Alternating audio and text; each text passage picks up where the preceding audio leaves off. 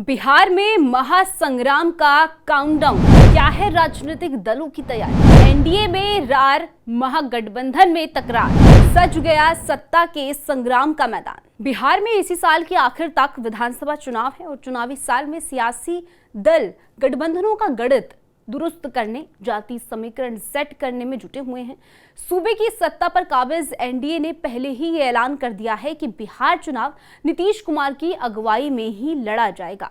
विपक्षी महागठबंधन की अगुवाई कर रही लालू यादव की पार्टी आरजेडी ने भी साफ कर दिया है कि उसकी ओर से मुख्यमंत्री का चेहरा तेजस्वी यादव होंगे।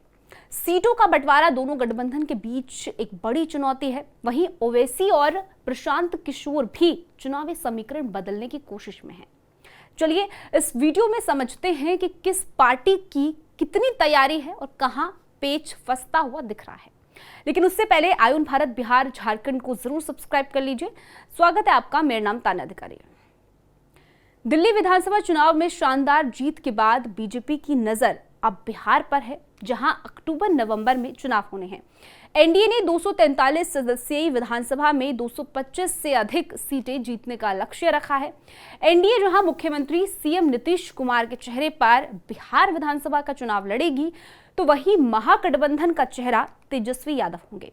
बिहार की राजनीति पर पिछले दिनों दशक में से दो नेताओं का प्रभाव रहा है। ये नेता है नीतीश कुमार और लालू प्रसाद। भले ही लालू यादव अब राजनीतिक रूप से उतने सक्रिय ना हो, लेकिन बिहार में उनका प्रभाव अब भी कम नहीं हुआ है। लालू की राजनीतिक विरासत को अब उनके बेटे तेजस्वी यादव बखूबी आगे बढ़ा रहे हैं। बात नीतीश कुमार की करें तो वो 2 दशक से बिहार के मुख्यमंत्री हैं और उन्होंने 2025 में कुछ महीनों के लिए पद छोड़ा था और जितन राम मांझी को सीएम बनाया था। नीतीश ने इस दौरान गठबंधन साथी जरूर बदले हैं, लेकिन सीएम की कुर्सी उनके पास ही रही। यानी कि बिहार में किंग भी है, किंग मेकर भी है और गठबंधनों का जादू भी है। अगर कहें कि भारत के बाकी सभी राज्यों की तुलना में बिहार की राजनीतिक बहुत ज्यादा टेढ़ी है, तो ये कोई अतिशयोक्ति नहीं होगी। अब आपके लिए इस बार की चुनावी तस्वीर भी साफ कर देते हैं। तो बिहार के आगामी विधानसभा चुनाव में एक तरफ बीजेपी के नेतृत्व वाला राष्ट्रीय जनतांत्रिक गठबंधन यानी एनडीए होगा, तो वहीं दूसरी ओर राष्ट्रीय जनता दल यानी कि आरजेडी के नेतृत्व वाला महागठबंधन यानी ग्रैंड अलायंस है। एनडीए में बीजेपी के साथ जेडीयू, रामविलास की पार्टी, लोजपा, हिंदुस्तानी आवाम मोर्चा, सेक्युलर यानी कि हम और राष्ट्रीय लोक मोर्चा यानी कि आरएमएल शामिल हैं। वहीं महागठबंधन में राजद, कांग्रेस, वामदल और विकासशील इंसान पार्टी शामिल है। अब बात करें चुनौतियों की, तो चुनाव से पहले एनडीए की घटक दलों में सीटों के बंटवारे को लेकर समन्वय एक बड़ी चुनौती है, लेकिन भरोसा यह है कि यह मसला समय रहते हल कर लिया जाएगा। इससे एनडीए का पल्ला और भी ज्यादा भारी हो जाएगा। तो वहीं महागठबंधन के लिए सबसे बड़ी चुनौती है सभी सहयोगी दलों को संतुलित तरीके से सीटें देना। अगर संतुलित नहीं हुआ तो अंदरूनी खींचतान से गठबंधन कमजोर पड़ सकता है। दूसरी ओर आरजेडी के सामने तेज प्रताप यादव की वजह से भी संकट खड़ा हो गया है।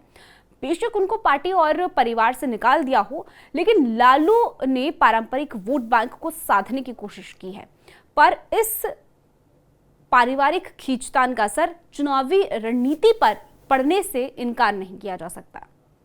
दूसरे दलों की बात करें तो असदुद्दीन ओवैसी की पार्टी एआईएमआईएम भी मुस्लिम वोटों को साधने में जुटी हुई है। पिछले विधानसभा चुनाव में उसने सीमावर्ती इलाकों जैसे कि किशनगंज और कटिहार में 5 सीटें जीतकर अच्छी शुरुआत की थी। भले ही बाद में उसके 4 विधायक आरजेडी में शामिल हो गए थे, लेकिन इस बार एआईएमआईएम फिर से मजबूती से मैदान में है और बड़ी बात यह है कि इस बार उसकी ज्यादा प्रभावी असर देखता हुआ नजर आ रहा है। बिहार की सियासत बाकी राज्यों की तुलना में काफी अलग और पेचीदा होती है। यहाँ हर पर राजनीति बदलती है और चुनावी समीकरण भी तेजी से बदलते हैं।